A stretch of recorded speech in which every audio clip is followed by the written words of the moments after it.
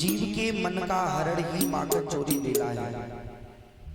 हमारा मन कैसे भगवान की सेवा में, भगवान के रूप में, भगवान की कथा में, भगवान की लीला में हमारा मन ऐन कैन पाकर हमारा मन कृष्ण में लग जाना चाहिए। माखन चोरी लीला करने के लिए भगवान ने अपनी ग्वाल मंडली को बनाया। सभी गोप ग्वालों को लेकर के ठाकुर जी एक गोपी के घर में गए। गोपी ने अपनी माखन की मटकी को ले और मारा छीकी के ऊपर रखे। ठाकुर जी पहुंचे, भैया ये तो मटकी बहुत ऊंची है। आचार्य चरण कहते हैं ये जो बीच में माताएं बैठी हैं सब उस तरफ जाएं कृपा करके। अब आप इधर भी बढ़ेंगी तो ठीक नहीं है। ये गली बीच में खाली रहे तो बहुत अच्छा लगेगा, है ना? क्योंकि अभी फिर थोड़ी देर बाद मैया बूढ़ी बड़ी वारी इतने से उठ के उते पहुंच जाओ, बड़ो सुंदर लगेगा। अगर इतने से अब एक काम है ना, बीच में जो कूड़ा है सो लग रहा है ना, कि गली खाली रहे बीच में, है ना? इतने भाइयन की व्यवस्था है तो उते आपकी व्यवस्था है। अब भाई पार्टी में रहो, सबसे निवेदन है वहां तरफ उठ के पहुंच जाओ। अरे भैया नहीं, आप सो कह रहे हैं भैया, उनसो ही नहीं कह रहे, आप सो कह रहे हैं। बीच में जी गली है, हाँ निवेदन है उधर पहुंचे, इधर आ जाइए, इस तरफ जगह पर्याप्त है ना? बीच में ये देखो रास्ता रहेगी, सुंदर लगेगी। इतने होते अगर आप बैठेंगे। बोले भक्त वत्सल भगवान की जय हो। नहीं, मैया हमारी सब सुंदर है, स्वभाव सब एकदम घर सुंदर कब लगता है? जब घर की सभी चीजें व्यवस्थित हों तब, है ना? घर की रसोई हो, चाहे बेडरूम हो, चाहे कोई सा रूम हो, और यदि वहां में सब चीजें अस्त व्यस्त पड़ी हो, बताओ कपड़े कहीं पड़े हो, बैग कहीं पड़ा हो, तो सुंदर लगेगा? नहीं लगेगा। सुंदर कब लगेगा? जब जहां की वस्तु है वो वही स्थगित हो, तब तो एकदम सुंदर लगेगा। बोले बांके बिहारी लाल की जय हो। आचार्य चरण कहते हैं एक गोपी अपने घर में छीके पर मटकी को रख देती है, रख करके विराजी है। गोपी तो है नहीं घर में। ठाकुर जी ने क्या करे हो, सभी गोप वालों से कहा, बोले भैया तुम लोग नीचे झुक जाओ, और झुक करके मैं यहाँ पे ऊपर चढ़ूंगा। ठाकुर जी ऊपर चढ़े, चढ़ करके माखन लिया, और जैसे ही पाने लगे तो वहां पास में बंदर और मोर खड़े थे। उन्होंने कहा मुझे भी पपाओ। भगवान ने कहा अरे भैया तुमने त्रेता युग में मेरी बहुत मदद की, चलो मैं तुम्हें भी माखन पवाऊंगा। तो भगवान ने माखन लिया और लेकर के पहले बंदरों को पवाया। बंदरों को पवाने के बाद में मयूरों को फेंका। आचार्य चरण कहते हैं राम जी ने कहा कि त्रेता में जब हम जंगल में रहे तो तुमने मेरे साथ में सेतु बनवाने में बहुत मदद की। आज मोकू माखन मिश्री मिलेगा तो तुम्हें माखन मिश्री मिलेगा। आचार्य संत कहते हैं भगवान ने कहा हे बंदरों, हे बानरों, आज से वृंदावन का राज्य मैं तुम्हें ही सौंप रहे हो। वृंदावन को राज्य में तुम्हें ही सौंप रहे हो। वही दिन से एक नियम है, वृंदावन के जो बानर है ना वो बहुत ही चतुर होंगे। जो लोग वृंदावन गए होंगे, बिहारी जी वारी गली में जाओ और जरा सा यदि आप चूक गए तो कब आपका चश्मा बटुआ ये दोनों गायब हो जाए इसका भरोसा नहीं है। क्यों? बानरों का वहां राज्य है।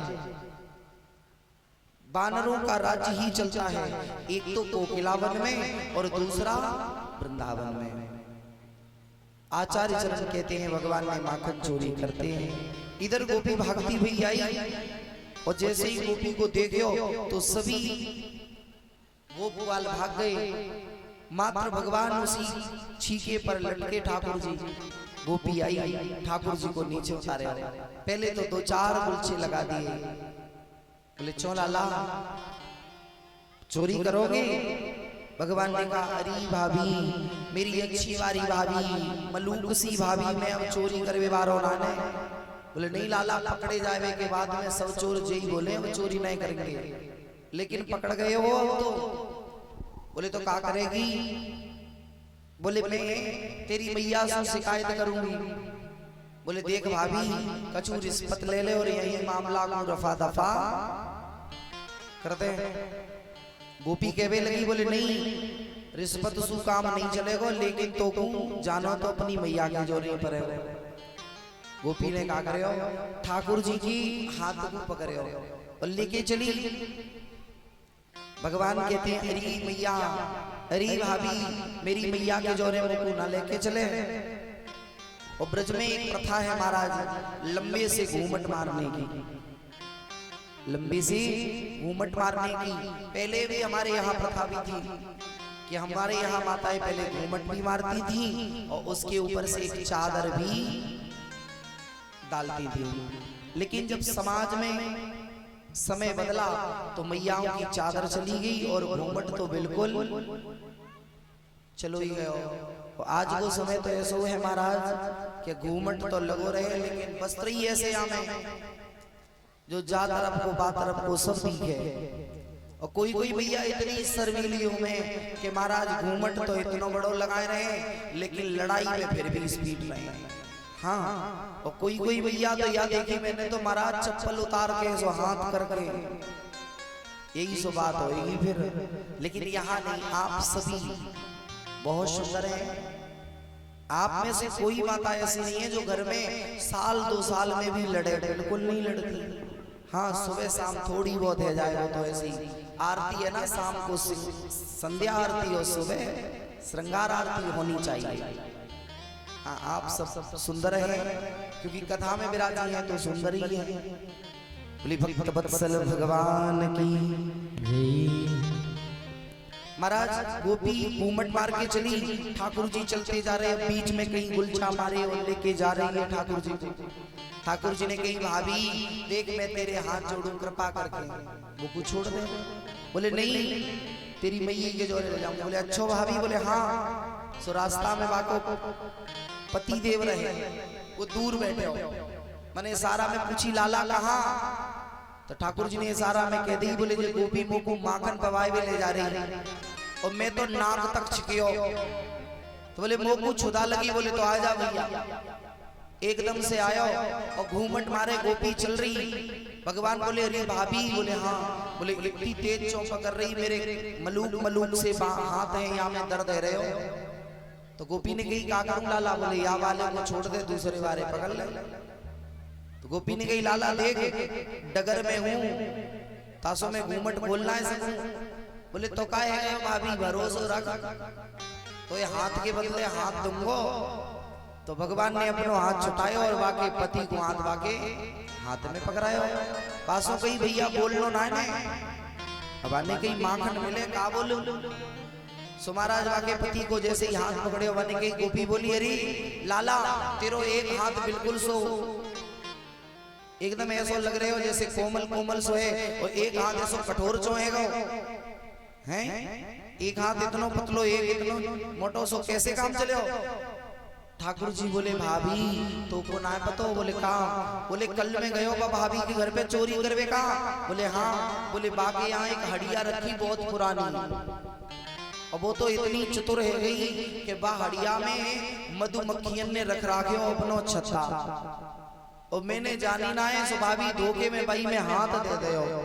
सो मधुमक्खी हाथन में लग गई, सो पूरो हाथ पे सुजाई है गई, तासा तो को अंदर जाना पड़े और कछु ना है। मेरो ही हाथ है भाभी का 10-20 हाथों में, एक इंसान के 2 ही हाथों में। ठाकुर जी ने बात पढ़ाई और ठाकुर जी निकल के मैया यशोदा के जोरे पहुंच गए। मैया से कही, मैया देख गोपी अबे आती होंगी कोई उलानो लेके। मैया ने कही, लाला तू क्यों पागल है, रो तो यहीं विराज, आवेंगी तो मैं खुद ही बात करूंगी वासु। और तब तक गोपी आ गई।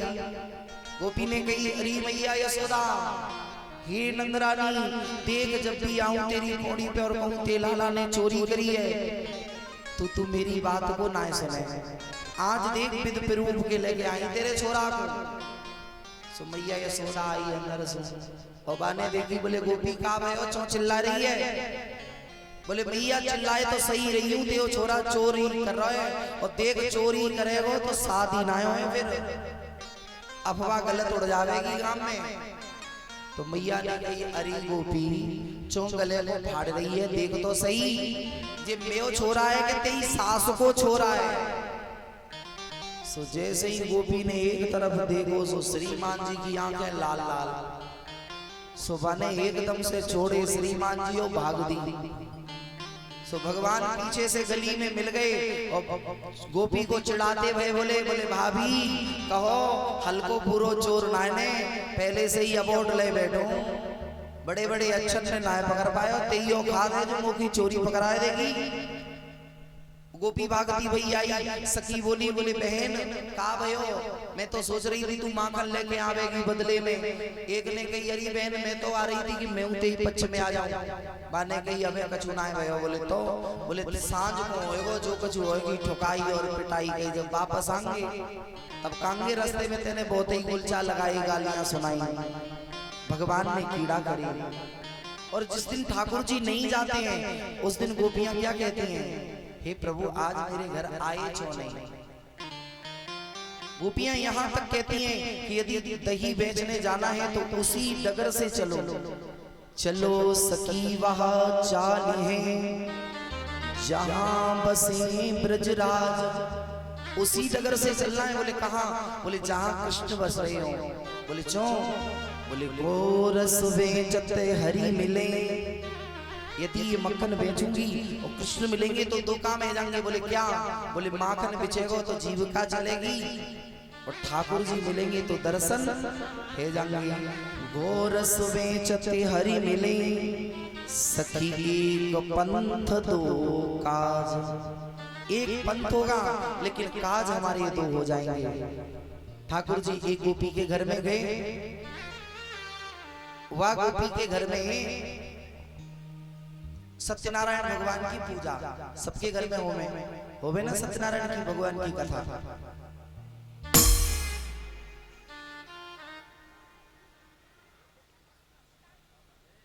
भैया क्या बात है? बोले भक्त वत्सल भगवान की। गोपी के घर में सत्यनारायण की कथा। तो सत्यनारायण की कथा में जब आचार्य जी आमे तब लेके आमे सालिग्राम भगवान लेके आए ठाकुर जी गोल गोल से हैं। अब तो लड्डू गोपाल आते हैं। क्या आते हैं? लड्डू गोपाल। अभी मुझे बात बताओ, बड़ी बढ़िया याद भी दिलवाई आपने। ये जैसे लड्डू गोपाल जी हैं, अवतार कृष्ण का भैया, बाकी बिहारी जी का प्रादुर्भाव भैया है ना। ये लड्डू गोपाल कहां से आ गए? सबके पास देखे होंगे, घरों में भी है, पड़ा कहीं। ये लड्डू गोपाल का अवतार भगवान ने कब रखा? बताओ।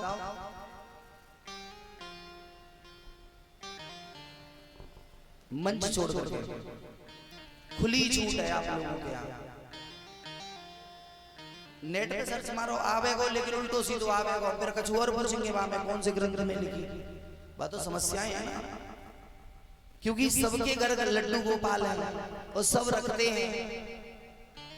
दूसरी बात, सबसे ठाकुर जी कहते हैं। लड्डू गोपाल से भी ठाकुर जी कहते हैं, राम जी से भी ठाकुर जी कहते हैं और सालिग्राम जी से भी ठाकुर जी कहते हैं। वास्तविक इनमें ठाकुर जी कौन है? मानोगे तो सभी तीनों में एक ही है, क्योंकि परमात्मा एक ही है।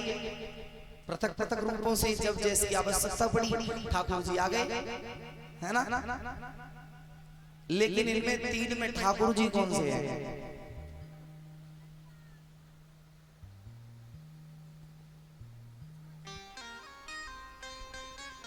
अच्छा, ठाकुर शब्द का अर्थ क्या है? ठाकुर कहते किसे हैं? अब कोई तो कहेंगे बोले महाराज जाति हो गए ठाकुर, कोई तो कहेगा जाति हो गए ठाकुर। हाँ वो तो अच्छी बात है, होती है, लेकिन इसका अर्थ भी तो कुछ होगा। अब कल बताएंगे कि ये लड्डू गोपाल कहां से आए, इनका नाम लड्डू गोपाल कैसे पड़ा है ना। बोले भक्त वत्सल भगवान की। कि वैसे ही कोई हमसे कल कह रहा, बोले महाराज जी, बोले हाँ तुम कथा छोड़ के और कहते होते कि बात में घुस जाओ, तो सीधी सीधी कथा ही आपको पसंद है, तो सीधी सीधी भी कथा सुनाए, है ना। अब ये होते कि ना समझ में, लेकिन आपको ये तो मैं निवेदन ही करूं कि मैंने उस दिन भी कहा था कि चाहता हूं कि आपको ये भी सुनाऊं, ये भी सुनाऊं। जैसा इधर से होता है आदेश, वैसा इधर कुछ नहीं है। यहां से नीचे जैसे जब तक कोई आसन पर है तभी तक है, यहां से उतरे बस लीपा पोती भैया कलम तक कहते दे जाओ, बाद में चाहे जहां डोलो। आचार्य चरण कहते हैं कि एक गोपी के घर में हुई कथा सत्यनारायण की। सत्यनारायण की कथा तो गोपी पंजीरी प्रसाद बना रही है, मन में भाव आ रहा है थोड़ा थोड़ा, बोले आज लाला के दर्शन ना भाई, क्योंकि घर में प्रसाद में लगी हूँ, लीपा पोती में लगी हूँ, और मैंने ठाकुर जी के दर्शन ना भाई। और जैसे ही ठाकुर जी को स्मरण करे हो, लाल जी आ गए, बोले भाभी का बन रहे हो, है बड़ी खुशबू आ रही। गोपी बोली, बोले अरे लाला तो तू ना बताओ। बोले चौ, बोले मेरे घर में आज सत्यनारायण की कथा है। बोले सत्यनारायण की कथा? बोले हाँ। बोले फिर क्या होएगा? बोले लाला प्रसाद मिलेगा, पंचामृत को, पंजीरी को, पूड़ी मिलेंगी। बोले देख भाभी, मैं ठहरो ब्रजवासी बालक, वो कुछ समय तो है ना, मोकू 10-20 गरन जाना पड़े, तू मेरो प्रसाद तो मोकू अभी दे दे। बोले लाला ऐसा ना मिलेगा। बोले तो, बोले जब पंडित जी आएंगे, कथा सुनाएंगे, फिर भोग लगेगो तब मिलेगो। बोले तेओ भोग को आज लगावे चे परसों लगाइयो, लेकिन मैं हिस्सा को प्रसाद आज ही दे दे। भगवान ने कही अरे भाभी एक बात बता, मोह से बड़ो ठाकुर जब ब्रज में कौन है गए, तुम वो को अभी दे दे, सबसे बड़े तो ठाकुर हम ही हैं। बाने कही अरे लाला तू ठाकुर ना ने, जब ठाकुर जी हैं। बोले ठाकुर जी हैं कहाँ? बोले कमरा में हैं, और एक कमरे में बढ़िया सा चौकी पर केले के स्तंभ लगे हैं, और उसमें ठाकुर जी विराजे। बोले वही कमरा में है। ठाकुर जी ने कही और खाए की व्यवस्था? बोले सभी भोग उसी में पधराए गए। बोले अच्छो भाभी? बोले हाँ। ठाकुर जी चले गए, और ठाकुर जी के मन में आई लीला करने की, तो ठाकुर जी गए कहीं से छोटे छोटे कुकरी से बच्चा ले आए, छोटे छोटे स्वान के बच्चे ले आए, कुतिया के पिल्ला, और ठाकुर जी ने खिड़की खोल के खिड़की से ही बाई में प्रवेश कर दे, और 10-20 मिनट बाद विवाह में आवाज करवे लगे। ठाकुर जी बोले भाभी, अरे ओ भाभी, तेने देख पता नहीं कितने वर्षों से तपस्या करी होगी सालिक राम भगवान की, अबे तक सत्यनारायण प्रसन्न ना है भाई, लेकिन आज देख तेरी तपस्या सो प्रसन्न है गए, सोते कमरा में आवाज दे रहे, देख तू जाएंगे। सो जैसे ही वाने देखे सो सब अब अस्त व्यस्त पड़े, सब प्रसाद दे बगड़े हो, कहीं उन्होंने खायो वहीं गंदगी करी। उन्हें लाला जी का करे हो? बोले अरे भाभी देख जे पत्थर बारे भगवान काय काम के, न बोले न चाले न डोले, देख जे जिनने तेरो खायो वो खायो, और ते साथ नहीं ले गए, यही पेट से निकाल के और रख गए, और तू अपनी व्यवस्था देखती रहे। ठाकुर जी वहां से आगे, गोपी चिल्लाती रही। भाव जगत की बात है बंधु, इसीलिए तो संतों ने कहा शेष महेश दिनेश जिसे निरंतर ध्याते रहे उसे वेदों ने शेष की वाणी नहीं गा सकी, सरस्वती बुद्धि पार नहीं पा सकी। निरंतर ध्याते रहे और इसे वेदों ने क्या कहा, इसे अछेद वेद बता दिया, बोले कोई है ही नहीं। और वाय ताय हीर की छोहरियां छचियावर छाछ पे नाच। भगवान ने देवताओं के लिए कठिनता से मिले, लेकिन ब्रज के गोप ग्वालों के लिए ठाकुर जी बड़ी सरलता से मिले। आज भगवान ने ब्रज में नित्य नई लीला करी। भगवान आज वृंदावन से जाते हैं गौचारण लीला करने के लिए।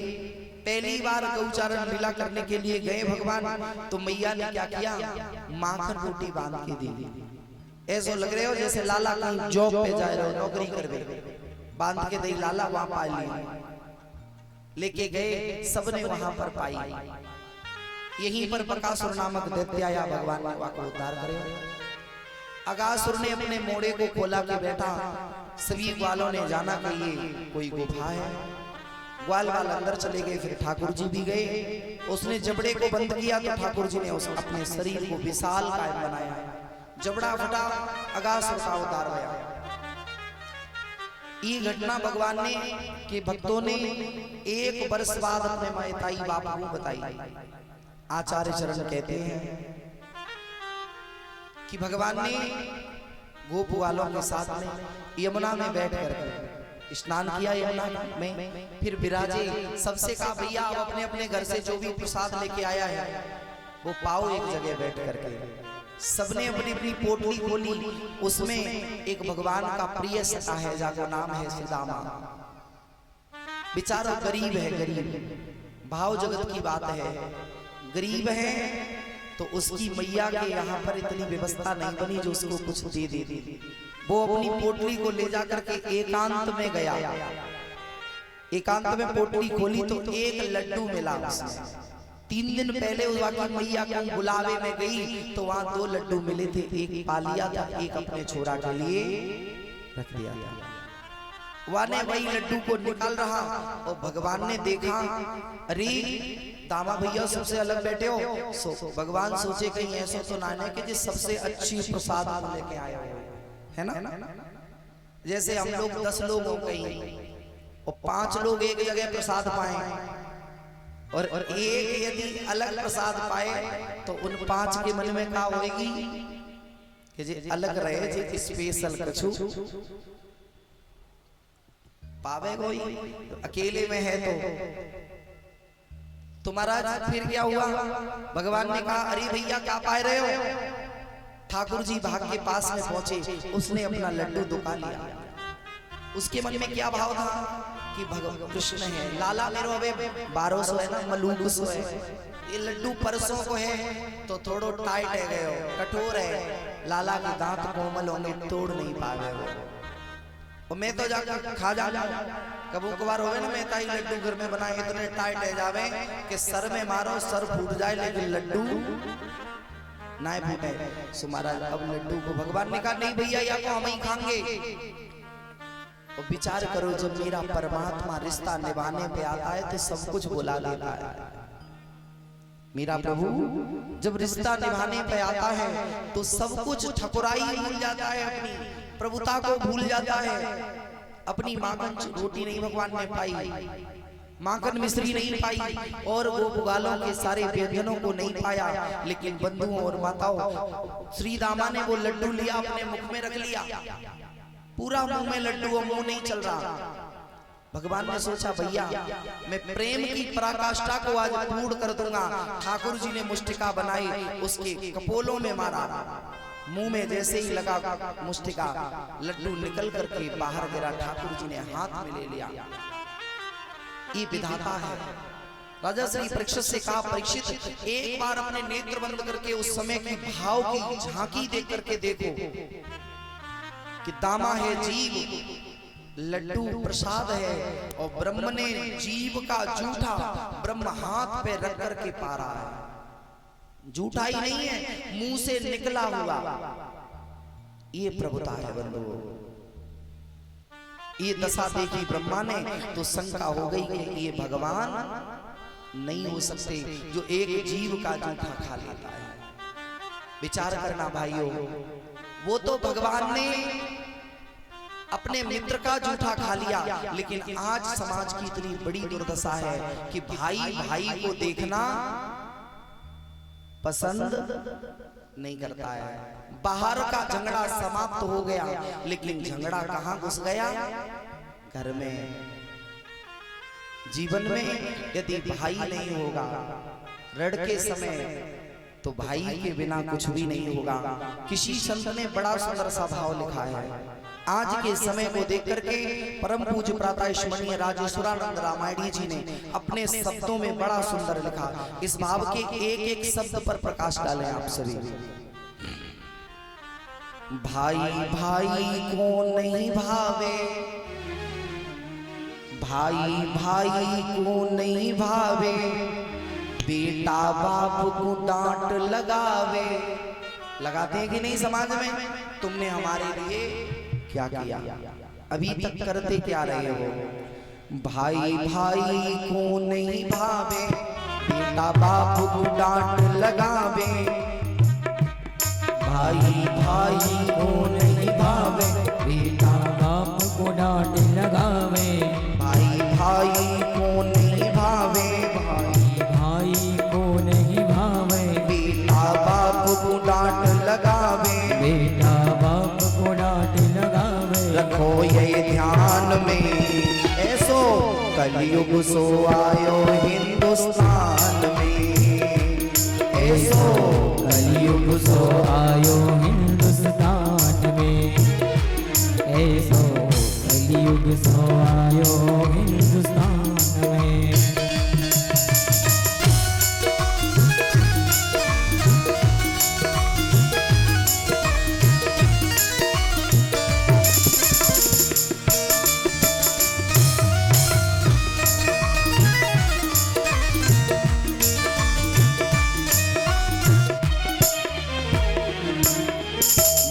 पितानी के नहीं लागे, सास ससुर मन भावे। मात पितानी के नहीं लागे, सास ससुर मन भावे। मात पितानी के नहीं लागे, सास ससुर मन भावे। मात पितानी नहीं लागे, सास ससुर मन भावे। बहन भांजी छोड़ दे सलहेज घर बुलवावे। भानजी छोड़ के सरहेज घर में बुलवावे। भोजन संग संग जे पावे, भोजन संग संग जे पावे। बैठे मंद मंद मुस्कावे, बैठे मंद मंद मुस्कावे। मजा है पान में, ऐसो कलयुग सो आयो हिंदुस्तान में। ऐसो कलयुग सो आयो हिंदुस्तान में।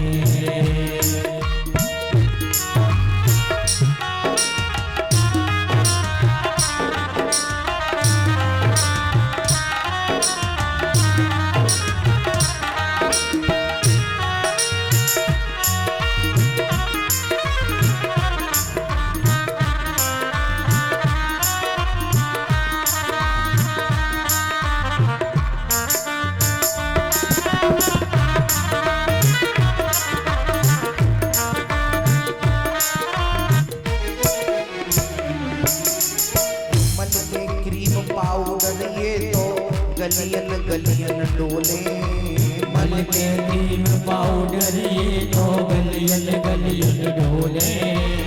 करे अधर्म त्याग प्रभु पूजा, सीताराम न बोले। करे अधर्म त्याग प्रभु पूजा, सीताराम न बोले।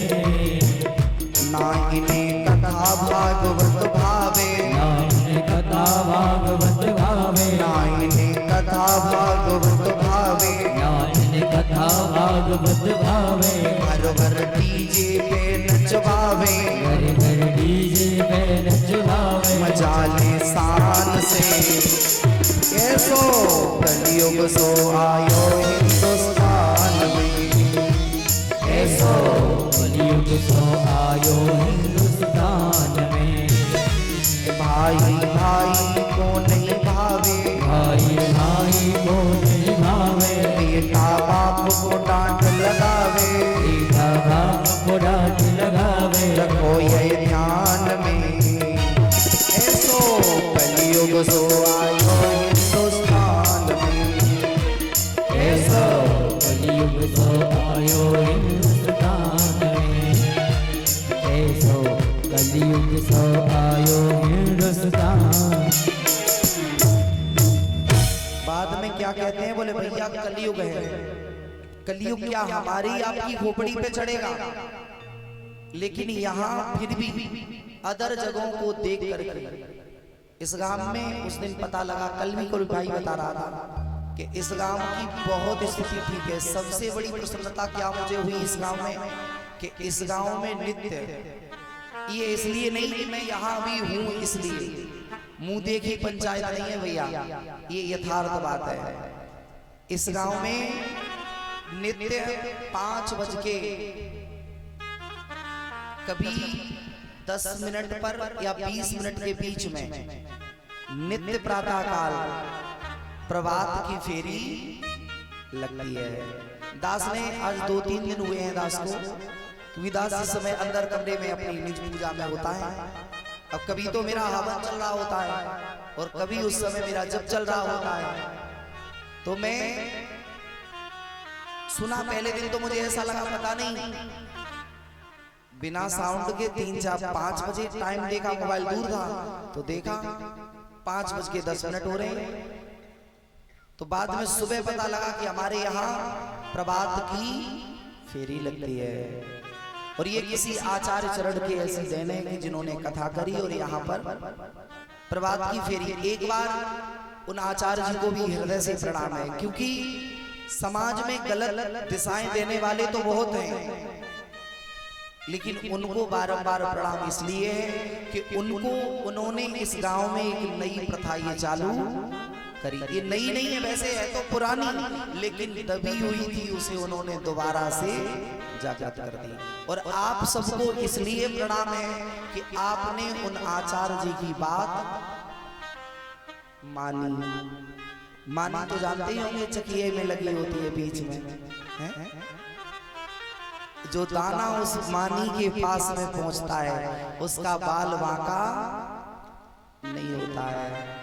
चारों तरफ ये अग्नि लग रही है, मोह की, लोभ की, अहंकार की, मद मत्सर की, और ऐसे में यदि आप आचार्य की बात मान रहे हैं तो आप सबके यहाँ कलयुग का प्रवेश अभी नहीं है, और थोड़ा बहुत हो भी तो उसका कोई प्रभाव भी नहीं है, क्योंकि 5 बजे ही सीताराम राधे श्याम की ध्वनि हो रही है। और जिस गांव में प्रभात की फेरी लगती है उस गांव में नारायण की कृपा बरसती है, क्योंकि आपका गांव ही है गणेशपुरा।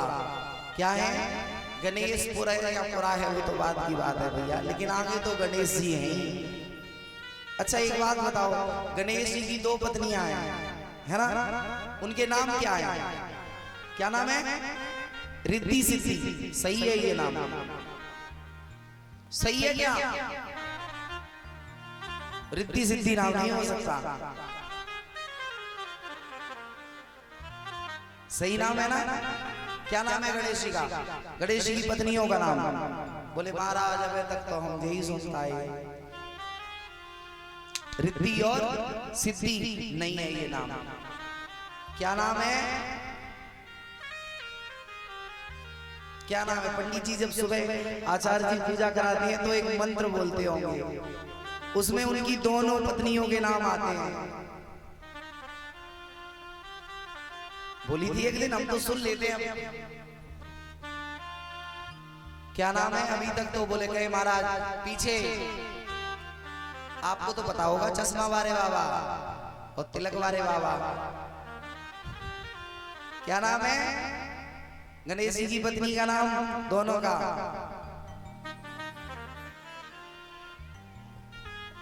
चलो कोई बात नहीं है, सिद्धि बुद्धि सही। क्या नाम है? सिद्धि और बुद्धि। रिद्धि सिद्धि नहीं है, सिद्धि। और जब पूजा आचार्य कराते हैं तो क्या कहते हैं? सिद्धि बुद्धि सहिताय श्रीमन महागणाधिपतये। सिद्धि और बुद्धि के साथ में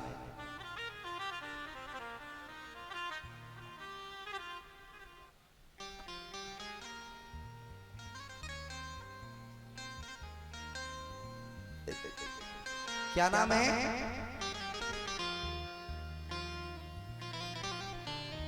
सिद्धि और बुद्धि। जब जीवन में बुद्धि होगी, अब रिद्धि सिद्धि के चक्कर में पड़ो और बुद्धि है नहीं, बताओ। गणेश जी किसके देवता है? बोले बुद्धि को देने वाले, और बुद्धि है ही नहीं। आजकल हम क्या मांगते हैं? बोले प्रभु सिर्फ लक्ष्मी दे दो बस। जब बुद्धि आवेगी तभी तो सब कुछ होएगा, है ना? बोले भक्त वत्सल भगवान की।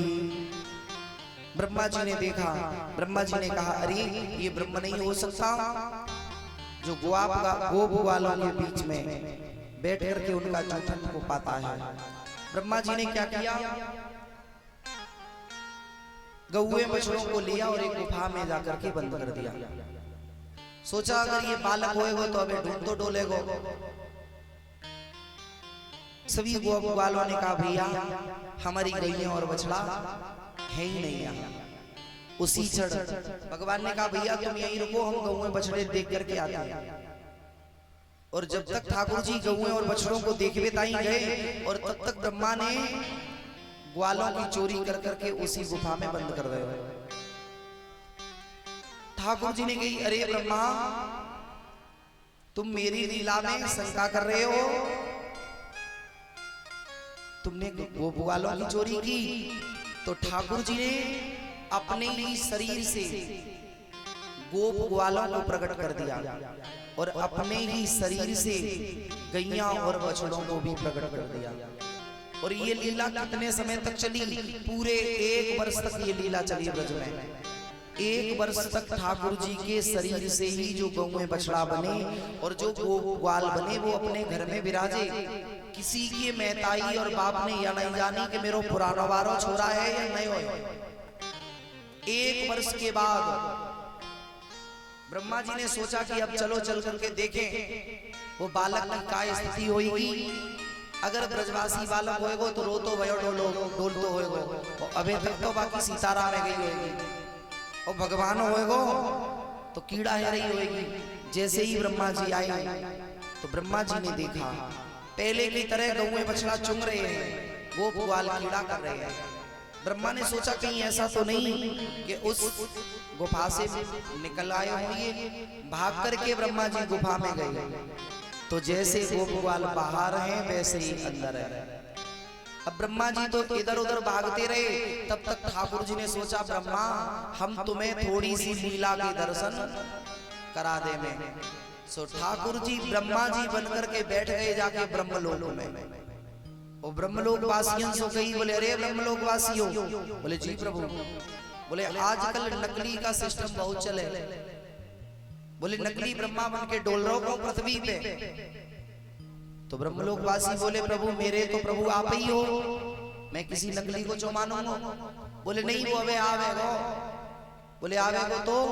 बोले आवेगो तो धक्का मार के भगा देंगे बाबा। बोले नहीं डंडा मारने पड़ेंगे। बोले बिल्कुल मारेंगे प्रभु। ब्रह्मा जी आए। ब्रह्मा जी ने सोचा बहुत समय है गए हो, चलो अपने ब्रह्मलोक में वापस चलते हैं। वापस आए, जैसे ही महल में प्रवेश हुए ब्रह्मलोक वासियों ने रोक दिया। कहाँ जा रहा है? उन्होंने कहा जानते नहीं हो मैं ब्रह्मा हूं। बोले अरे तो कौन आए बतो का? ये ब्रह्मलोक है, ब्रह्मलोक मृत्यु लोक ना है जो डुप्लीकेट बन के डोलेगो तो। बोले नहीं मैं ब्रह्मा हूं। बोले नहीं मेरे प्रभु तो अंदर विराजे हुए हैं। उसने कहा अंदर विराजे? बोले हाँ। ब्रह्मा जी ने कहा चलो तुम्हें दर्शन करना चाहता हूं। बोले जब तक मेरे प्रभु का आदेश नहीं होगा तब तक दर्शन नहीं होंगे। द्वारपालों ने पूछा बोले प्रभु नकली ब्रह्मा दर्शनों की आज्ञा चाहता है। भगवान ने कहा ऐसे नहीं, उसे पहले धक्का मार के भगाओ। जैसे ही 2-4 धक्के लगे तो ब्रह्मा ने कहा हे ब्रह्मलोकवासियों एक बार जाकर के कह दो कि नकली ब्रह्मा असली ब्रह्मा के दर्शन करना चाहता है। और जैसे ही ब्रह्मलोकवासी गए, ब्रह्मा से कहा चलो, मेरे प्रभु ने बुलाया। सामने देखा तो सिंहासन पर स्वयं भगवान विराजे हैं। भगवान ने जरा सी मुस्कान ढीली कर दी, बोले ब्रह्मा कहो, तुमने तो गाय बछड़े चुराए थे और हमने तुम्हारी कुर्सी की चोरी कर ली है। ब्रह्मा ने स्तुति करी, बोले प्रभु आपसे बड़ा छलिया कोई नहीं हो सकता। आपको जो छलने के लिए जावेगो तो सबसे पहले आप उसे ही छल लोगे। आप मुझे क्षमा कर दो। तो महाराज आचार्य चरण कहते हैं, यही ब्रह्मा जी को भागवत जी के अनुसार तो भगवान ने माफ कर दिया, लेकिन अन्य ग्रंथों के अनुसार ब्रह्मा जी को माफ नहीं किया। भगवान ने कहा, हे ब्रह्मा, तुमने नेत्रों के द्वारा देख करके मेरी लीला में शंका की है, तो जाओ, तुम्हें मृत्यु लोक पे जन्म लेना पड़ेगा और तब तुम बिना नेत्रों के ही जन्मोगे। यही ब्रह्मा जी कलियुग के प्रथम चरण में नेत्रहीन बनकर के जन्मे। ये कथा आपको पढ़ने को मिलेगी। गीता प्रेस गोरखपुर, ग्रंथ चलता है भक्तमाल, और महाराज तुलसी सुदामा कुटी से निकला हुआ सदग्रंथ भक्तमाल, जिसके 4 खंड हैं, उसको जब आप पढ़ेंगे तो ये कथा आपको विस्तार से पढ़ने को मिलेगी। यही ब्रह्मा जी एक बार नहीं पृथ्वी पर आए, 2 बार पृथ्वी पर आए। एक ग्रंथ निकलता है, खंडेल बाग में प्राप्त होता है वृंदावन में, जिसका नाम है गोपाल चंपू नामक ग्रंथ। उस ग्रंथ को जब आप स्वाध्याय करेंगे तो इस ग्रंथ में पढ़ने को मिलेगा कि ब्रह्मा जी का जन्म एक दूसरे मजहब में हुआ था, दूसरे मजहब में हुआ। लेकिन दूसरे मजहब में होने के कारण ब्रह्मा राधा कृष्ण की भक्ति की, तो इनके धर्म के लोगों ने इनको इतना पीटा कि अंत में इनका प्राणांत भया। तो सबने कहा भैया इसने राधा कृष्ण का नाम लिया तो इसे यमुना में प्रवाहित कर दो।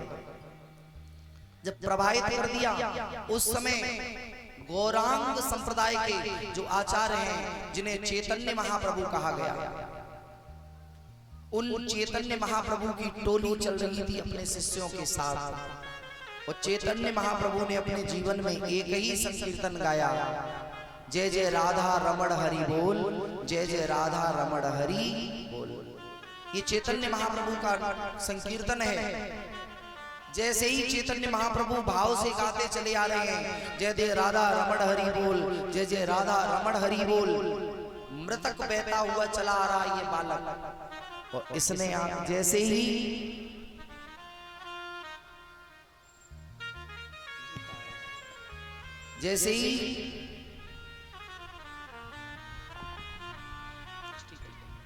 बोली बाकी बिहारी लाल की जय। जीवन की डोर तुम पे बांधी है ताबरी ताबरी, की डोर तुम पे बांधी है सावरी।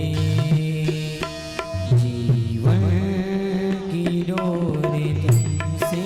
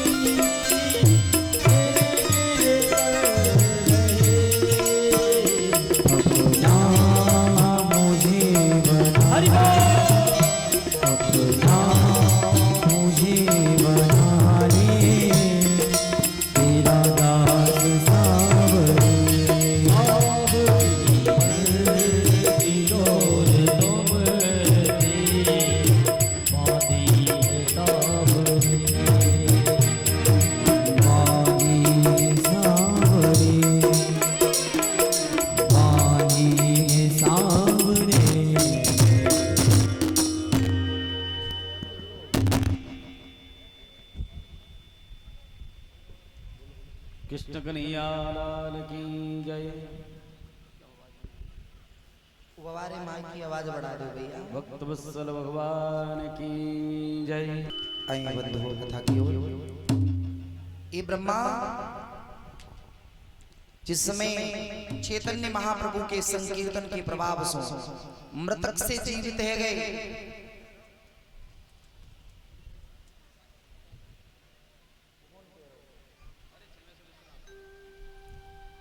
आचार्य चरण कहते हैं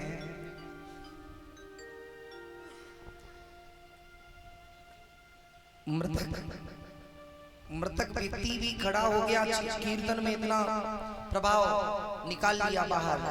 बोले लाला तुम्हारा नाम क्या है? पुराना नाम बताया, फिर इनका नाम चेंज करके रख दिया। तो यही आगे चल करके बड़े अच्छे आचार्य बने, जिनके द्वारा काफी इन्हीं के पीढ़ी में आकर के राधा रमण लाल जी की स्थापना हुई। वृंदावन में जो राधा रमण मंदिर है ना, कितने लोगों ने दर्शन किए राधा रमण लाल जी के? राधा रमण के नहीं किए। बोले तो किसके करें?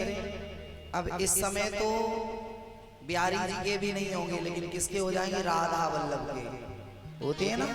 राधा वल्लभ दर्शन दुर्लभ है ना। चूंकि संत महापुरुष इसके पीछे कहने लगते राधा वल्लभ राधा रमण लाल जी जो है ना, ये पहले शालिग्राम के रूप में थे। किसके रूप में थे? शालिग्राम के रूप में। लेकिन आचार्य भट्ट जी के कारण कृपा से ये शालिग्राम से इनकी मूर्ति का आकार बना। कभी भविष्य में ऐसा मौका लगा तो आपको बताएंगे कि ये शालिग्राम की शिला आई कहां से, इसका आचार्य जी ने कितने दिन तक अपने पास में रख करके अभिषेक किया, कैसे ये राधा रमण बने। बोले भक्त वत्सल भगवान की जय। ब्रह्मा जी पर कृपा करी।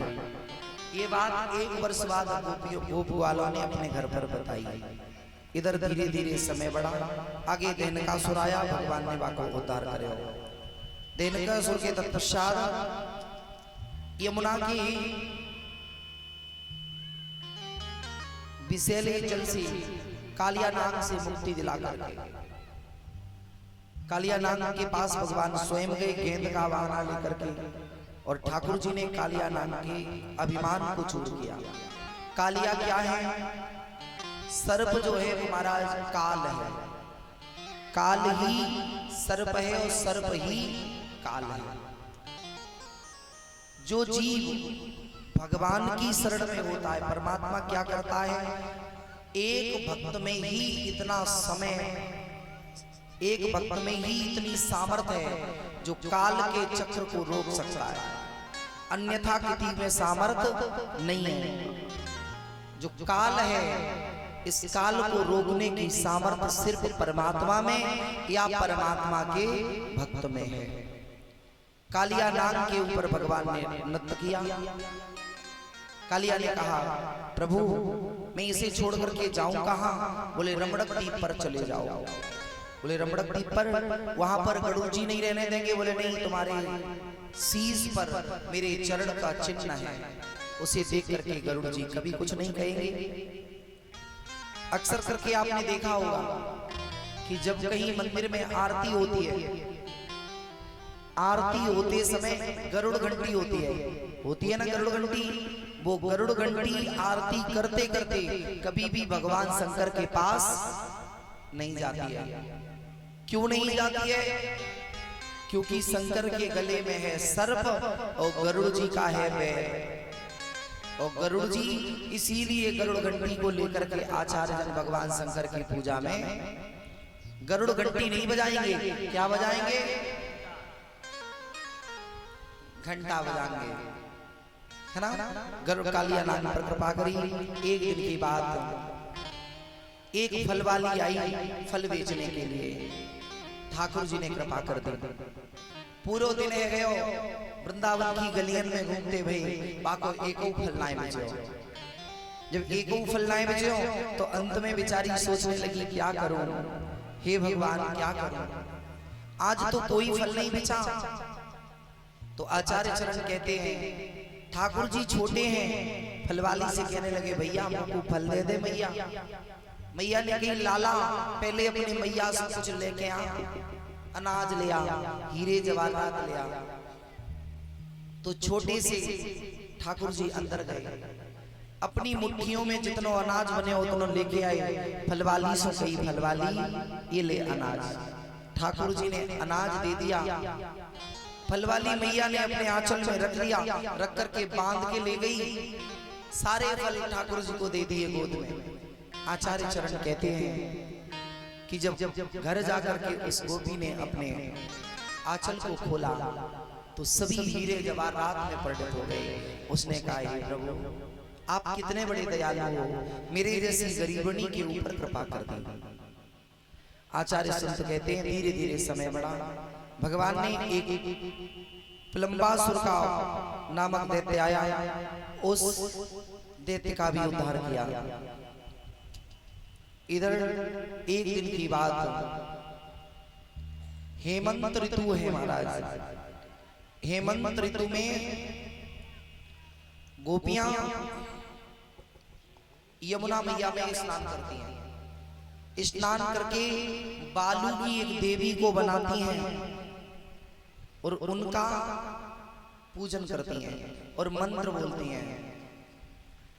कात्यायनी महामाये महायोगे नधीश्वरी नंद गोप सुतम देवी पतंबे श्री गुरुते नमः। इस मंत्र का जाप करती हैं। इसका अर्थ क्या है? बोले हे कात्यायनी मैया, कात्यायनी महामाये, हे जगत की जननी माता महालक्ष्मी, महाकाली, महासरस्वती, हे मैया काली, नंद को जो छोड़ा है, जो गोप ग्वाल के मध्य में रहने वालों है, ऐसे नंद के छोरा को पति रूप में प्राप्त कर देता है। महाराज ये भागवत जी का सिद्ध मंत्र है। बहनों के लिए किसी देवता की पूजा का विधान नहीं है। माताओं के लिए भी किसी देवी देवता की पूजा का कोई विधान नहीं है। बहनें किसकी पूजा कर सकती हैं? सिर्फ कात्यायनी मैया की या फिर गौरी मैया की। माताएं किसकी पूजा कर सकती हैं? बोले माताओं के तो घर में ही देवता है। पहले सास और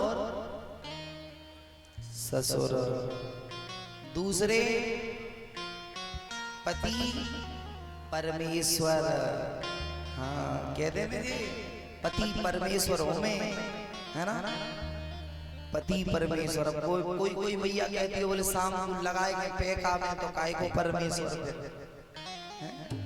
ऐसे ही परमेश्वरों में जो एक गाल में भरे कस के गोबर हैं, ऐसे परमेश्वरों में। वास्तविक बात यही है, यदि माताओं के चरित्र के बारे में पढ़ना है तो जिस समय माता जानकी चित्रकूट में पहुंची माता अनुसुईया के पास में, तो पतिव्रता नारी के लक्षण क्या है ये अनुसुईया ने माता जानकी को समझाया। और वहां कोई देवी देवता की पूजा का विधान नहीं है। हाँ करने के लिए सबको कर सकती है पूजा, क्योंकि जब माँ अपने पर आती है तो माँ को पूजा करने के लिए मंदिर में नहीं जाना पड़ता है। मंदिर वाला परमात्मा ही माँ के घर में पुत्र बन करके आता है। ये हमारे देश की माताओं का भाग्य है। यहाँ माताओं ने जब चाहा, जहां चाहा, वहां उस परमात्मा को प्रकट करके दिखा दिया। ये माताओं का हमारे यहाँ आदिकाल से नियम रहा। अब आज की स्थिति क्या है? क्योंकि तब की माताएं जो होती थी वो सत्य का साथ देती थी, और आज की मैयाएं वो पूजा करेंगी तो उसमें टोटल सब झूठ पीट, झूठ की ही सब मिलावट होगी। करती हो ना झूठ की पूजा मैयाओं? और माताओं में श्रद्धा इतनी होती है कि मैया मन में आए तो महाराज सड़कों देवी बना जाए, मन में आ जाए तो सड़कों देवी बना जाए। पहले प्रथा चली थी काफी दिन पूर्व में, मैंने एक बार सुनी कि माताएं सड़क पूजने गई और ताक सड़क पूजी के ट्रक वारो आयो सो सबे मुक्ति करके चलो गए। है ना। और कोई ऐसी पूजा नहीं होगी जिसमें खाए पीने की व्यवस्था सब में एकदम चकाचक मिलेगी। अभी एक समाज में एक और व्रत चल रहा है अभी इस समय। क्या चल रहा है? रोजा नहीं, रोजा तो अपने नहीं होंगे, रोजा तो कई और होंगे। रोजा नहीं, अभी समाज में क्या चल रहा है? एक प्रथा। कौन सी बारी? खुद खाएं, मोहल्ला पड़ोस वाले को खवाएं। तकरीर चले महाराजवा में। एक जगह कथा कर रहे हो, दास वही कमरा में रुके हो। तो मैया से मैंने पूछी, मैंने कहा मैया क्या पूजा है आज घर में? महाराज जी आज हम अपने घर में संकटा महारानी खवाएंगे। क्या खवाएंगे? जिन्हें स्वागिल भी कहा गया है ना, वो खवाएंगे। तो मैंने कहा मैया जामे का होएगो? बोले होएगो कछु नहीं महाराज, पूजा होगी। तो मैंने कहा काई की पूजा होगी? सो महाराज एक पीरी बारी मट्टी सू एक चौकी पर बढ़िया देवी बनाई, उन पर श्रृंगार किया। और थोड़ी देर में इतनी मैया की जितनी कथा में नहीं। हाँ, क्योंकि भाई और ज्यादा नहीं, कितनी थी स्वागलें? 21 किले की स्वागलें अब्बा में चल रही महाराज तकरीर। मैंने देखे हो, मैंने कहा मैया जी का रहो। अरे एक मैया कम ज्यादा ले ले तो बोले नहीं देवी मैया रूठ जाएंगी। ये क्या बना लिया? डर। और एक मैया का छोटा सा छोरा वो बार बार रोए, बोले मम्मी खाएंगे मिठाई। अब मैया कह रही, बोले नहीं घर चल के देंगे तुझे। अब वो कहे नहीं हम अभी खाएंगे। अब एक बात बताओ, जबकि कहते हैं कुपुत्रो जायते पर कुमाता ना भवती। माता कुमाता नहीं हो सकती, पुत्र कुपुत्र हो सकता है। वो मैया कैसी जो छोरा जरा सा प्रसाद खा लेगा तो मैया रूठ जाएंगी। बोले देवी मैया रूठ जाएंगी अगर तूने खा लिया। तो मैंने कही ये परमेश्वरी देवी मैया, अरे थोड़ा सा इसे दे देती तो क्या हो जाता? कुछ हो जाता? नहीं होता है ना। घर में हरिलाल की जय हो। वृंदावन जाऊंगी तकी बरसाने,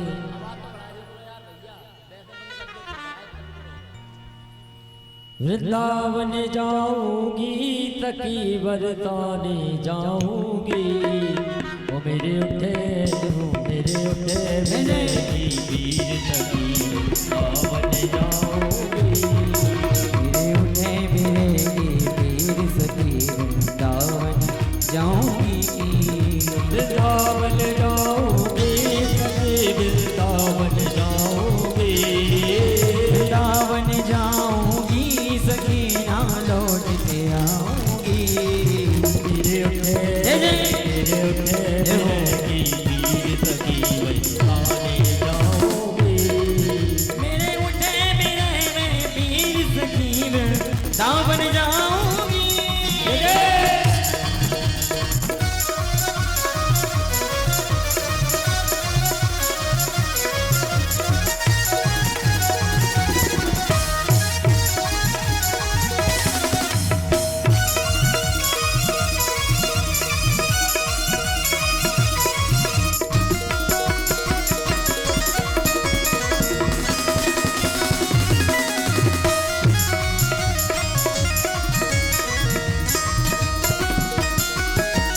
छोड़ दिया मैंने भोजन पानी श्याम की याद में। छोड़ दिया मैंने भोजन पानी श्याम की याद में। छोड़ दिया मैंने भोजन पानी श्याम की याद में। छोड़ दिया मैंने भोजन पानी श्याम की याद में। मेरे नैनन मेरे नैनन बनते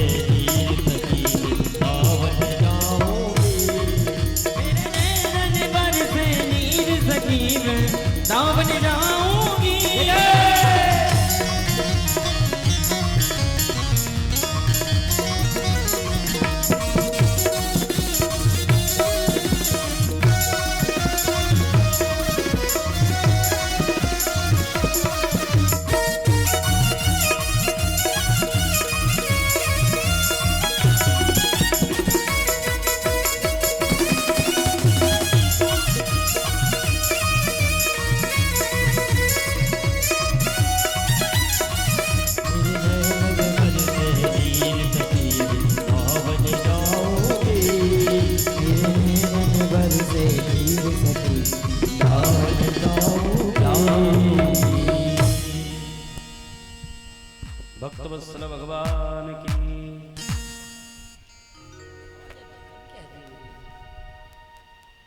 एक बार सब लोग ताली बजाओ।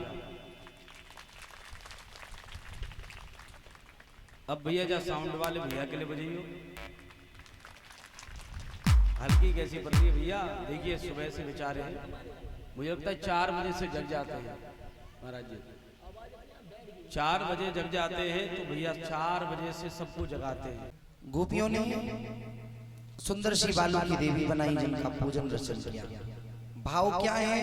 बोले नंद का जो छोरा है वो मुझे पति रूप में प्राप्त है जावे। महाराज स्नान बनाती हैं लेकिन निर्वस्त्र बनाती हैं।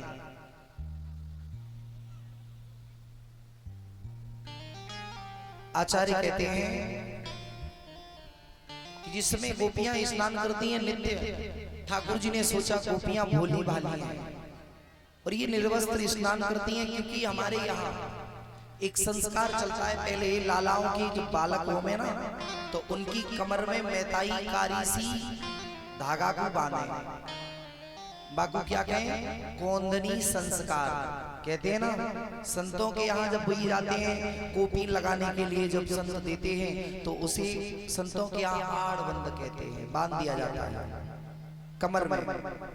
तो जो शरीर में चाहे जितने भी वस्त्र पहने और जब तक हमारे में कोर्दनी संस्कार नहीं है तब तक हम निर्वस्त्र ही माने जाएंगे। भगवान ने सोचा गोपियों को ज्ञान नहीं है, कहीं ऐसा ना हो कि सूर्य नारायण ने श्राप दे दें, तो ठाकुर जी ने गोपियों के वस्त्रों का हरण किया। राजा श्री परीक्षित ने पूछा, बोले प्रभु भगवान होकर के गोपियों के वस्त्रों का हरण किया? तो यहाँ पर गोपी चीर लीला कोई साधारण लीला नहीं है। जीव के बीच की जो अज्ञानता की वस्त्र है, जो अज्ञानता का आवरण है, उसका हरण किया है परमात्मा ने, अज्ञानता रूपी वस्त्र। तो राजा परीक्षित ने तर्क कर दिया कि जब वस्त्रों का हरण किया फिर पुनः वस्त्र वापस दे दिए, तो क्या अज्ञानता रूपी वस्त्र दोबारा वापस नहीं गए? वस्त्र तो वही थे, क्या बदल गए? तो यहां शुकाचार्य ने कहा, राजा मान लो एक मणि है और भगवान को मणि से भी तुलना करें तो ये भी कमी है, क्योंकि भगवान तो करोड़ों असंख्यों मणियों से भी परे है। मान लो किसी मणि में यदि कोई कांच में काई में लगा हुआ लोहा स्पर्श कर जाए तो लोहा क्या बनेगा? तो किसी ने कहा स्वर्ण बन जाएगा। और फिर उसी स्वर्ण को एक बार नहीं कई एक बार मणि में स्पर्श करो तो क्या दोबारा लोहा बन सकता है? बोले नहीं। ऐसे ही जब एक बार जीव संत के द्वारा सत्संग में आकर के जैसे भी हो सके अज्ञानता रूपी वस्त्र जब भगवान को समर्पित कर देता है, तो भगवान की कृपा से फिर उसके यहाँ दोबारा अज्ञान नहीं जाता है, उसके यहाँ विशुद्ध ज्ञान ही रहता है। जिस समय गोपियों ने बहुत तायने दिए, यहाँ 3 प्रकार की गोपियां हैं। जो सतोगुणी गोपी हैं उन्होंने तो प्रार्थना की कि हे प्रभु, हे लाला, देख मैं निर्वस्त्र हूं और ऐसी यदि मैं अपनी अपनी पौड़ियों को जाऊंगी तो लोग कहा कहेंगे, लाला तेरे ऊपर लांछन लगेंगे, मेरे ऊपर लांछन लग जाएंगे, तू कृपा करके वस्त्र तू दे दे। भगवान ने कहीं नहीं दूंगा। कुछ जो राजसी प्रवृत्ति की गोपियां हैं वो बोली, अरे लाला तू वस्त्र नहीं दोगे, अगर देगो तो मैं राजा कंस से तेरी शिकायत करूंगी। भगवान ने कहा तो खड़ी चो गोपियों, जल का परित्याग करो और अपने राजा कंस से कह के आ जाओ। लेकिन जो सात्विकी प्रवृत्ति की हैं, जो तामस ज्यादा करती हैं, वो बोली, अरे लाला अगर तेने मेरे वस्त्र को ना दे तो तेरी मैया से कहूंगी और वहां जाके तेरी फिर पिटाई कराऊंगी। तो भगवान ने कहा, अरे गोपियों, तुम यहाँ जल में खड़े होकर के अपने समय को बर्बाद क्यों कर रही हो? जल का परित्याग करो और मेरी मैया से कह के आ जाओ। आचार्य चरण कहते हैं, गोपियां अंत में हताश होकर के पात लपेट करके बाहर निकली, लेकिन फिर भी भगवान ने अंत में गोपियों को ज्ञान दिया कि हे गोपी, तुम मुझे क्या मानती हो? तो किसी गोपी ने कहा कि मैं तो तुम्हें भाई मानती हूँ, किसी ने कहा छोरा मानती हूँ, लेकिन जो सात्विकी प्रवृत्ति की गोपी है वो बोली, हे प्रभु मैं तो को परमात्मा मानती हूं। तो भगवान ने कही, अरे गोपियों, यदि तुम मुझे परमात्मा मानती हो तो क्या जल में वरुण के रूप में मैं तुम्हें नहीं देख सकता? बोले जी प्रभु। बोले क्या आकाश के सूर्य की किरणों के रूप में नहीं देख रहा? बोले बिल्कुल प्रभु। बोले वायु के झोंके के समेत मैं तुम्हें नहीं देख रहा? बोले हाँ प्रभु। बोले अब तुम पर्दा करोगी तो करोगी किससे? गोपियां समझ गई कि ये वस्त्र भी मुझे जगत में मिले। जिस समय हम जगत से में आए थे उस समय भी वस्त्र नहीं था, और जब जाएंगे तब भी कोई वस्त्र नहीं होगा। जगत से वस्त्र मिला और जगत में ही छूट जाएगा, तो जगत और जगदीश के बीच में ये वस्त्र ही बंधन है। इन वस्त्रों का त्याग कर देना चाहिए। गोपियां बाहर दोनों हाथ खड़े करके निकल के आई, भगवान ने वस्त्र दे दिए। काल गोपियों, आज के बाद गोपियों ने यही प्रार्थना की कि प्रभु तुम मेरे साथ में रास करना। भगवान ने कहा कभी समय मिलेगा तो आपके साथ में रास प्रयास करूंगा। आचार्य शरण कहते हैं, इधर दीपावली के बाद में मैया के घर में निपाई पुताई हुई, मैया पूरी बुआ पकवान बनाने लगी। सबने कहा, अरे लाला ने पूछा, बाबा किसकी पूजा हो रही है? आज ब्रज में पकवान चौंक रहे हैं। तो मैया ने कही, अरे लाला तो को ना पता तो पे बाबा को पूछ ले। बोले ऐसा का है ब्रज में? बोले आज ब्रज में गिरिराज की पूजा है। किसकी पूजा है? इंद्र की पूजा है। गिरिराज की तो हम लोग करेंगे, इंद्र की पूजा। किसकी पूजा? इंद्र की। प्रत्येक कुल का कोई न कोई देवता होवे, सबके कुल की पूजा होवे। काऊ की कुल की पूजा होवे महाराज होरी वादे परिवार के दिन, प्रतिपदा के दिन। किसी की बंद कमरे में है जावे पूजा होवे का, बंद कमरा में जामे बनाई जाए बूढ़ी वारी मैया बनावे घोर के आटा की है, बूढ़ी से मैया के बिना दांतों वारे चाटे जाए। हाँ, ये कुल के देवताओं में, सबके यहाँ पृथक पृथक देवी देवताओं में अपने जैसे भी जिसकी प्रथा है। तो महाराज ब्रज के देवता है इंद्र, कुल पूज्य। पूजा की व्यवस्था है रही, सभी ब्रजवासी पूजा करने के लिए तैयारी कर रहे हैं। भगवान ने सोचा इंद्र की पूजा नहीं करानी है। ठाकुर जी ने अपने बाबा से कही, बोले बाबा, बोले हाँ। बोले आज मैंने एक स्वप्न देखियो, और स्वप्न में मैंने देखियो कि एक बूढ़ो सो बाबा आया। बोले कितने वर्ष को? बोले 91 वर्ष को। बोले सुबह ने कहा कही बाने कही, अरे ब्रजवासियों चौ बावरे के करे इंद्र की पूजा कर रहे हो, पीढ़ी दर पीढ़ी पूजा करनी है तो अपने बनन की करो, पर्वतन की करो, यमुना की करो। बाबा नंद ने कही, लाला जी अकेले की कोई पूजा ना हुए, ये तो पूरे समाज की है, बेइज्जती है जावेगी सबके सामने। भगवान बोले, बाबा मैं तुमसे एक बात कहूं। बोले इंद्र की पूजा से लाभ का मिले? भगवान बाबा बोले, लाला तो को ना पता, जब इंद्र की पूजा करें इंद्र प्रसन्न हो जावे, और जब इंद्र प्रसन्न होएगो तो वो बारिश करवावेगो, बारिश करवावेगो तो वन पर्वत पे घास उगेगी, घास उगेगी तो हमारी गैया बछड़ा चुगेंगे, जब गैया बछड़ा पावेंगे तो हम लोग प्रसन्न रहेंगे। भगवान बोले, बाबा आपको ना पता, जब पृथ्वी में गर्मी पड़े तो भाप बन के जल आकाश में जावे, और वही समय पाके जमीन पे जामे इंद्र को कछुना ने। भगवान ने कही तो? बोले सबसे ज्यादा अगर कृपा है हमारे ऊपर तो हमारे वन पर्वतों की है, इन वृक्षण की है। हे बाबा यदि पूजा करनी है तो अपने पर्वतन की करो।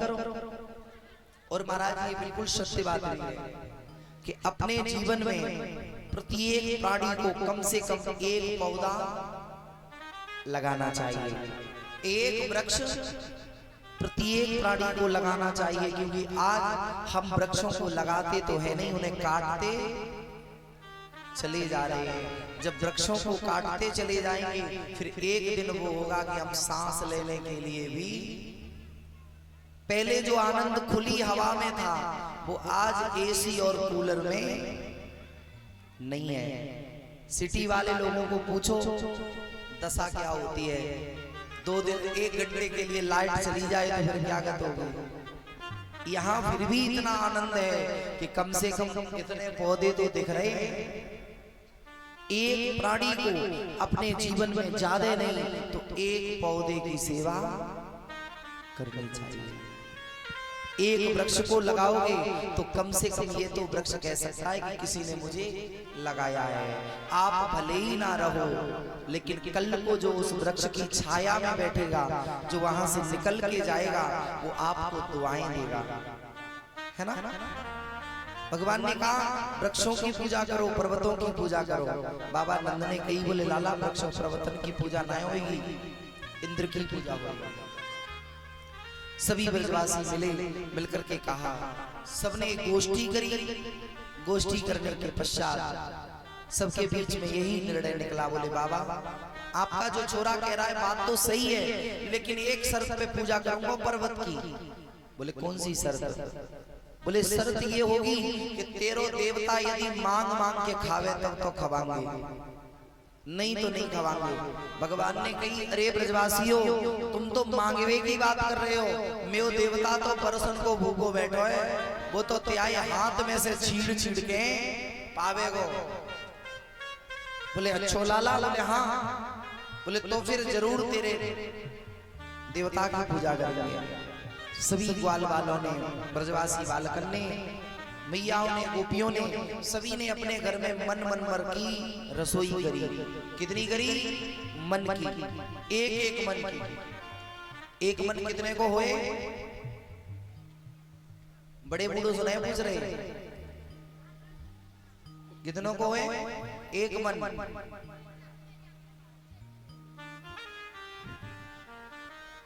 एक मन कितने को हुए? अब बड़ी बूढ़ी महताई समझाऊंगी, जे पढ़ाई बड़े बूढ़न के जो रहे मिले कि एक मन पाओ, एक पाओ छटाक वर, है ना, कहते ना एक छटाक नहीं देंगे। एक छटाक होता कितना है ये भी बुजुर्ग ही जानते होंगे। हाँ, ये अंग्रेजी की पुस्तक में नहीं मिलेगा, क्योंकि पढ़े ही है इंग्लिश मीडियम में। ये इंग्लिश मीडियम में नहीं मिलेगा, ये मिलेगा कब? अपने से बुजुर्गों के पास में बैठने से। नेट पर भी यदि बोलेंगे ना गूगल बाबा से कि एक छटाक कितने से कहते हैं, तो वो भी शायद नहीं बता सकता। और वो तो तुरंत तुम उसमें लिखोगे एक छटाक, वो तुम्हें छठी करा चौराहे पर पहुंचा देगा। होता है कि नहीं? ये कभी कभार कुछ लिखते और कुछ आ जाता है। एक मन कितने का होता है? 40 किले का। कितने का होता है? अब वो मन की बात नहीं है, हमारे मन में कितना है। मन भर के लोग नहीं कहते भैया तूने जरा इतनों सो प्रसाद दे, लेकिन मेरो मन भर गयो। और कभी कभार ज्यादा खा लेते हैं, फिर भी कहते हैं भैया भोजन तो बहुत पाए ले हो, लेकिन पेट भर गयो, लेकिन मन नहीं भरे हो। ये मन की ही तो गति है, कैसे भी करके मन को ही तो मोड़ना है। गोपियों ने, ग्वालों ने मन भर के पकवान बनाए, वो बना करके छकड़े में भरे। छकड़े में भर करके सभी सुंदर सुंदर छकड़ों में विराज करके गिरिराज की तलेटी की तरफ चले। आए हम सभी मानसिक रूप से चले। और भैया परीक्षित जी से निवेदन, गिरिराज जी अगर तैयार है ना तो उनको बुला ला। समय लगेगा ना, क्योंकि समय 5:15 हो गया। कितना समय हो गया? वैसे टाइम आप 12 तो है ही जावे, आप लोग लेट आओ कैसे, है ना। बोले महाराज मेरी गलती ना है ना, क्या करूं, सासू भैया निकलने नहीं दे, काम ही इतने है जावे, है ना।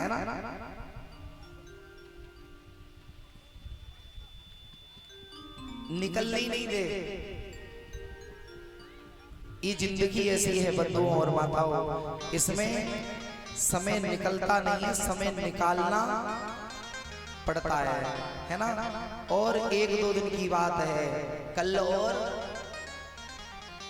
परसों की 2 ही दिन का समागम है। फिर उसके बाद में खूब आराम से काम धंधा करो, है ना। किसी ने गाया तेरे कैसी कोमती मन बसी गई रे, बसी गई रे, जिंदगानी भजन बिने लुटी गई रे, जिंदगानी भजन में लुट गई रे। कैसी कोमती मन बसी गई रे, बसी गई रे, जिंदगानी भजन बिने लुटी गई रे, जिंदगानी भजन में लुट गई रे। हरि बोल।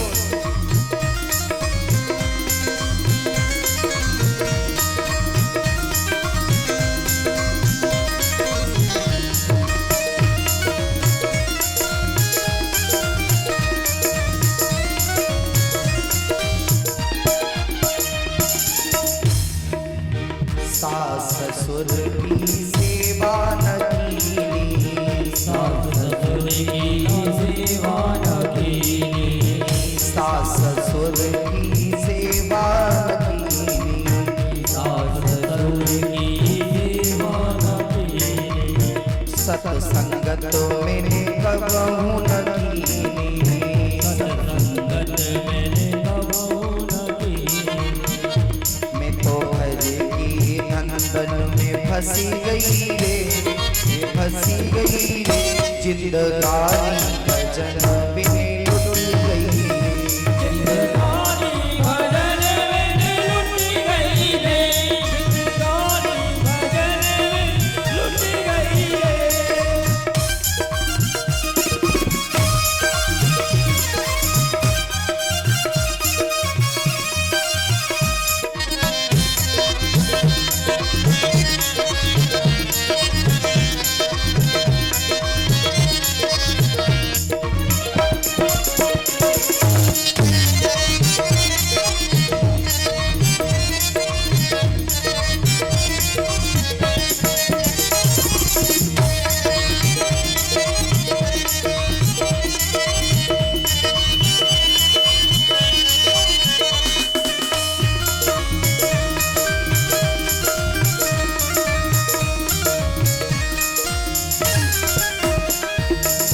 नाय धोई आसन पे बैठी, धोए आसन पे बैठी, नाय धोई आसन पे बैठी, धोए आसन पे बैठी। मैं तो तेरी में फंसी गई रे, फंसी गई रे, जिंदगानी